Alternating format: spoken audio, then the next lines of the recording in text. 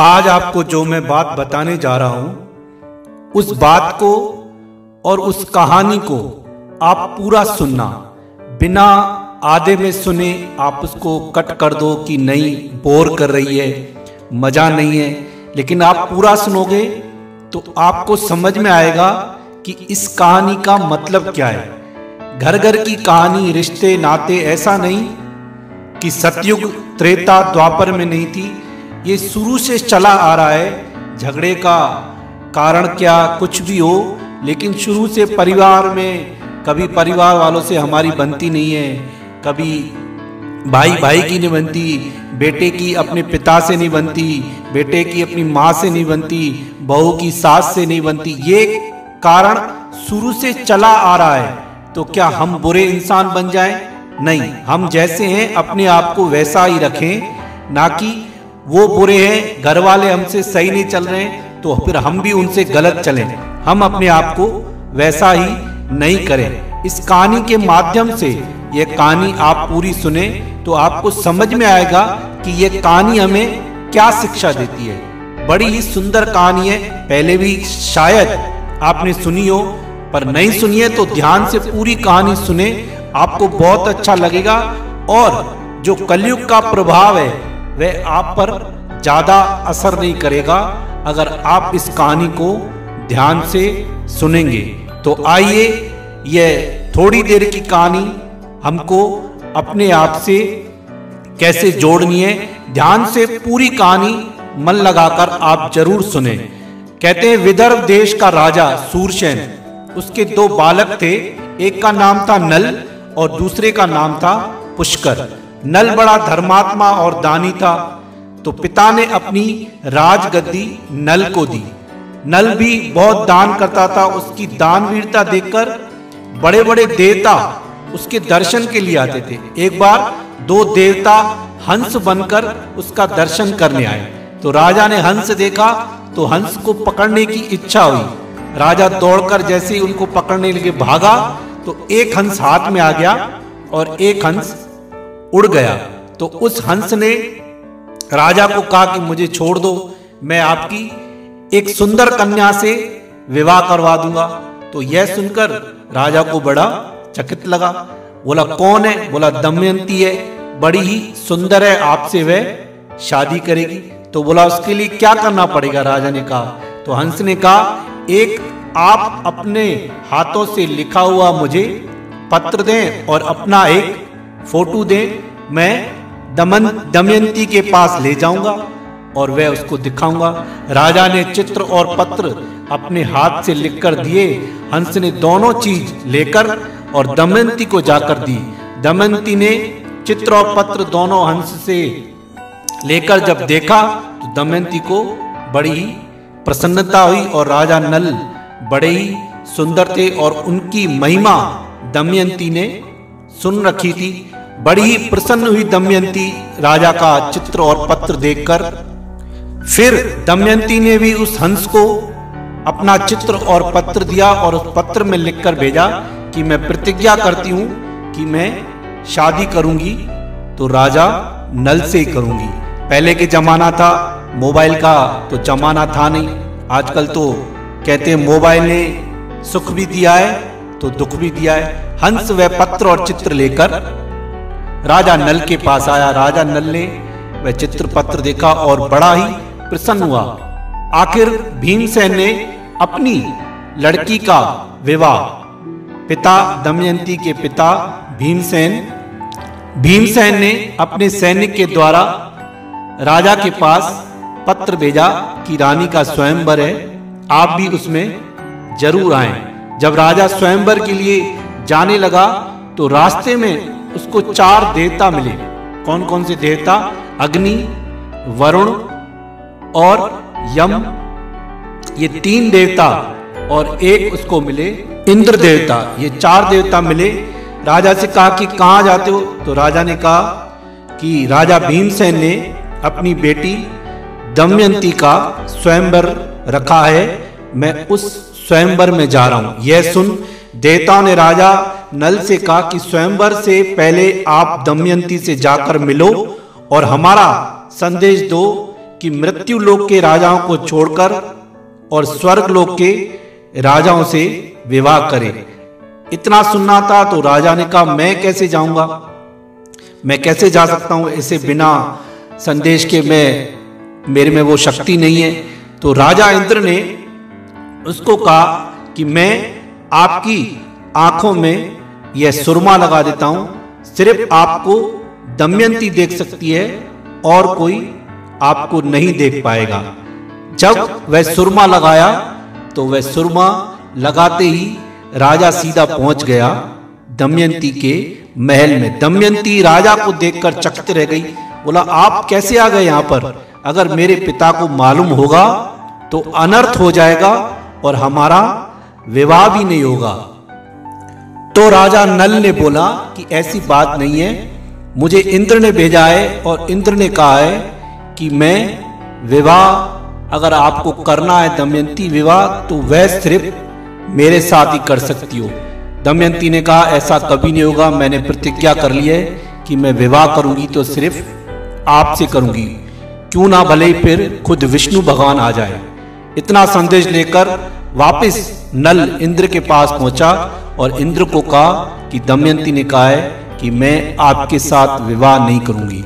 इंद्र को क्रोध आ गया और इंद्र, वरुण, अग्नि और यम चारों ही नल बन गए।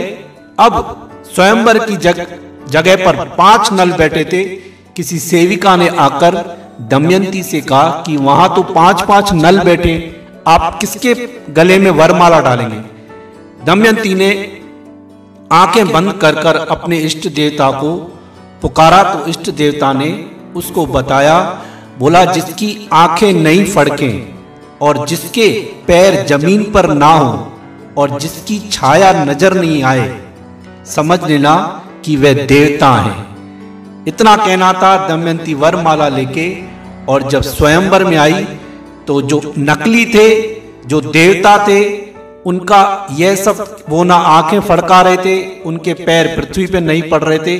जो 5वां नल असली नल था वह उसको जाकर वरमाला पहनाई। चारों देवता यह देखकर बड़े प्रसन्न हुए और चारों देवता ने नल को वरदान दिए। इंद्र ने वरदान दिया कि तुम्हारे रथ जैसे मेरा रथ सूर्य की गति से भी तेज चलता है, ऐसे तुम्हारे रथ भी बहुत तेज चलेंगे और 12 नेत्रों के निशान वाले घोड़े खरीद लेना, वे सूर्य के घोड़ों के बराबर होंगे। अग्नि और वरुण ने उनको वरदान दिया, तुम्हें जब भी हमारी जरूरत पड़े हमें बुला लेना। और यमराज ने कहा, शिल्प विद्या तथा भोजन विद्या में तुम्हारे समान कोई भी निपुण नहीं होगा। ऐसा वर देकर देवता चले गए। राजा नल और दमयंती को विवाह कर अपने राज्य में चला आया। देवता जब वापस जा रहे थे मार्ग में उनको कलयुग मिला और देवता ने पूछा, कहां जाते हो? तो उसने कहा, मैं दमयंती के साथ शादी करने के लिए जा रहा हूं। देवता हंसने लगे, बोला, दमयंती की तो शादी हो गई। बोला, किसके साथ? बोला, नल उसको शादी करके ले गया। कलयुग ने कहा, मैं नल की अच्छी तरह से खबर लूंगा। देखो कर्म कैसे घूमकर फिरते हैं, अब कलयुग का प्रभाव कैसे नल के ऊपर पड़ता है। कलयुग अब राजा के महल में पहुंच गया और राजा की गलती का इंतजार करने लगा। कहते हैं राजा नल अंदर बाहर से पवित्र रहता था और अपने नित्य कर्म को कभी नहीं छोड़ता था। एक बार ऐसा हुआ, राजा कहीं से थक कर आया और ना उसने हाथ पैर धोए और ना अपना नित्य कर्म किया और ऐसे ही सो गया। और इसी बात का कलयुग को इंतजार था। कलयुग उसके अंदर प्रवेश कर गया और कलयुग ने इधर पुष्कर को, जो उसका भाई था, उसको ऐसी प्रेरणा दी कि तुम राजा के साथ जाओ और जुआ खेलो। और पुष्कर आया और उसने कहा कि मैं तुम्हारे साथ जुआ खेलना चाहता हूं। दमयंती ने बहुत मना किया, लेकिन कलयुग का ऐसा प्रभाव था कि बार बार मना करने के बाद भी नल नहीं माना और जुआ उसके साथ खेला। दमयंती ने खूब मना किया लेकिन वह नहीं माना। दमयंती ने जो उसके 2 पुत्र थे उनको उसने अपने मायके में भेज दिया कि तुम दोनों चले जाओ। और इधर जब दोनों खेलने लगे तो पुष्कर जीतने लगा और नल सब कुछ हारने लगा। तो जब दमयंती का अब कुछ दाव पे नहीं रहा तो दमयंती को दाव पे रखने लगा, परंतु दमयंती ने कहा मैं इस समय राजा की आज्ञा नहीं मानूंगी। तो राजा ने दमयंती को दाव में न लगाया और सब कुछ हार कर केवल एक धोती में वह शहर से बाहर निकाल दिया उसको, और दमयंती को दोनों को निकाल दिया। पुष्कर ने पूरे राज्य में ढिंडोरा पिटवा दिया, अगर कोई भी इनको निवास देगा या अन्न जल देगा उनको मैं फांसी पर चढ़ा दूंगा। ये दोनों राजा नल और दमयंती दोनों ही भटकते रहे। 3 दिन के भूखे राजा ने एक मृग को पकड़ा, लेकिन कलयुग का ऐसा प्रभाव कि कलयुग ने उस मृग को ही गुम कर दिया। राजा ने मृग को धोती से पकड़ा था और वह धोती भी चली गई। फिर नदी से मछली पकड़कर दमयंती को देकर और आप लकड़ी लेने गया, सोचा कि इसको भुनकर खाएंगे, वह मछली भी उछलकर जल में चली गई। तब राजा को बड़ा ही मन में संदेह हुआ कि मछली को दमयंती अकेली खा गई, मेरे को नहीं दी, इसलिए दमयंती के त्याग की मन में इच्छा हो गई। तब आधी रात को दमयंती को सोता हुआ छोड़कर और उसकी साड़ी का आधा पल्लू फाड़कर और खुद बांधकर और वह रानी को भरे जंगल में, गहरे जंगल में छोड़कर निकल गया। जब सुबह दमयंती उठी तो उसने देखा कि राजा नल उसके पास नहीं है। इधर उधर देखा लेकिन उसको कहीं नहीं मिला। दमयंती वहां से उठकर जब चलने लगी, थोड़ी दूर निकली तो उसको एक अजगर ने घेर लिया। अजगर को देखकर दमयंती ने जोर से चिल्लाया तो वहां पर एक शिकारी था, उस शिकारी ने उस अजगर को मार दिया और दमयंती का रूप देखकर मोहित हो गया और उसने कहा कि तू मेरे साथ शादी कर। इतना कहना था तो दमयंती वहां से भागी। इसने पीछा किया लेकिन दमयंती उसको नहीं मिली। आगे जाकर दमयंती को जंगल इतना घना, उसको शेर मिला। शेर को देखकर और उसने कहा कि तू मुझे मार कर और खत्म कर दे। लेकिन दमयंती का सती प्रभाव इतना था कि उस शेर ने दमयंती को कुछ नहीं किया और वह आगे निकल गया। थोड़ी दूर जाने के बाद उसने क्या देखा कि सौदागर जा रहे हैं, बड़े बड़े हाथियों के साथ सामान लेकर जा रहे हैं, ऊंट गाड़ी सब है। उस काफिले के साथ वो हो गई। आधी रात हुई तो सब सो गए। तो जंगल में 2 हाथियों की लड़ाई हुई और उस लड़ाई में काफी नुकसान हुआ सौदागरों को और काफी चोट भी आई। 1-2 सौदागर मर गए। तो जब स्त्री को देखा तो लगा कि सारा कारण यह स्त्री है। जब सौदागर उसको मारने के लिए दौड़े तो रानी दमयंती वहां से भागी जैसे तैसे अपनी जान बचाकर, और प्रातःकाल सुबह को एक राजा के शहर में पहुंची। नदी के किनारे बैठी थी रानी, नदी के किनारे बैठे रो रही थी। वहीं उस राजा के जिस शहर में पहुंची थी दमयंती, उस शहर के राजा की रानी वहां नदी पर नहाने आई थी। उसको देखकर दमयंती को उसने कहा तुम हमारे साथ चलो और हमारे राज्य में आकर रहो। तो दमयंती ने कहा कि मेरी 3 शर्तें हैं, अगर आप मानो तो मैं आपके साथ चलूंगी। तो रानी ने कहा बताइए अपनी शर्तें। एक तो मेरे ऊपर कोई ज्यादा काम मत रखना, और मेरे को कोई, दूसरी है शर्त मेरी कि मेरे को कोई काम दृष्टि से ना देखे, और तीसरी है कि मेरे से कोई झूठे बर्तन न मंजवाए और मैं अकेली रहूंगी। यह सब बातें मानकर रानी उसको अपने साथ लेकर आई और कुछ दिन वहां रही। इधर उसके पिता, दमयंती के पिता भीमसेन को पता चला कि मेरी बेटी को निकाल दिया गया है राज्य से, तो उसने घोषणा की कि जो मेरी बेटी का पता लगाएगा उसको 5 गांव देंगे और 100 गायें मिलेंगी इनाम में। कैसे करके एक ब्राह्मण ने पता लगा लिया और कहा कि तुम्हारी बेटी इस राज्य में, और उस ब्राह्मण ने उस राजा को आकर बताया। तो जिस राज्य में रह रही थी, तो जिस रानी के पास रह रही थी, उसने जब पता किया अरे ये तो दमयंती है, तो उसको बोला मैं तेरी मौसी हूं, मैं तेरी मौसी लगती हूं, पहले क्यों नहीं बताया तूने। तो वह चुप हो गई और उसने वापस दमयंती को अपने घर भेज दिया। यहां तक आती है दमयंती की कथा। उसके बाद नल जो वहां से भागा था, नल जब वहां से निकल के गया था तो नल को रास्ते में एक सर्प मिला था, जो सर्प अग्नि में तप रहा था, और राजा नल को कहा कि मुझे आप यहां से बाहर निकालिए, 10 कदम मेरे को यहां से दूर ले चलिए। यह सुनकर राजा नल ने कहा पूरा 10 कदम ले चलूंगा। ऐसा कहकर राजा उसको कंधे पर उठाकर ले गया, और 10 कदम जैसे पूरे हुए तो राजा ने कदम गिनकर कहा कि 10, इतना कहना था। तो उस सर्प ने राजा को डस लिया। यह देखकर राजा नल ने कहा यह तुमने क्या किया, मैंने 10 कहा ना कि डस कहा। राजा नल के वचन सुनकर उस सर्प ने कहा कि यह सब कलयुग की प्रेरणा है, इसलिए मैंने तुमको डंक मारा है, पर आप चिंता नहीं करो, आपको जहर नहीं चढ़ेगा। ये जरूर है कि आपका रंग पूरा काला हो जाएगा, इसलिए आपको कोई पहचान ही नहीं सकेगा। जब आपकी विपत्ति, आपकी मुसीबत, आपका दुख दूर हो जाएगा तो मेरी त्वचा को अग्नि से तपाना, जो कि मैं आपको देता हूं, तब मैं आपका काला रूप दूर करके और सोने के समान आपका शरीर बना दूंगा।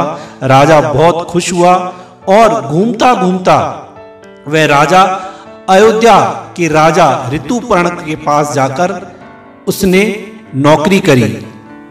एक बार राजा ऋतुपर्ण ने नल से पूछ लिया कि तुम क्या काम कर सकते हो, तो उसने कहा मैं रसोई अच्छी बना सकता हूं, शिल्प का काम अच्छा कर सकता हूं, और तीसरा मैं रथ बहुत अच्छा चला सकता हूं। राजा नल की यह सब बातें सुनकर राजा ऋतुपर्ण ने उनको तीनों कामों का सबसे अच्छा मुखिया बना दिया कि तुम इन सब के ऊपर हो, तुम्हारे अनुसार ही ये सब काम करेंगे। काम करते करते नल ने वह घोड़े खरीद लिए जो इंद्र ने कहे थे। इधर दमयंती अपने पिता के घर रहती थी, सारा दिन रोती रहती थी। पिता अपनी बेटी का दुख नहीं दे सकता है।